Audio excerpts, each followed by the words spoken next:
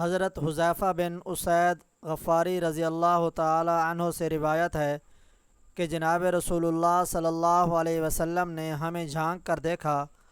ہم اس وقت باہمی مذاکرہ کر رہے تھے۔ آپ صلی اللہ علیہ وسلم نے فرمایا، تم کس چیز کا تذکرہ کر رہے ہو؟ ہم نے عرض کیا، ہم قیامت کا تذکرہ کر رہے ہیں۔ آپ صلی اللہ علیہ وسلم نے ارشاد فرمایا، قیامت ہرگز قائم نہ ہوگی یہاں تک کہ تم اس سے پہلے 10 نشانیاں نہ دیکھ لو۔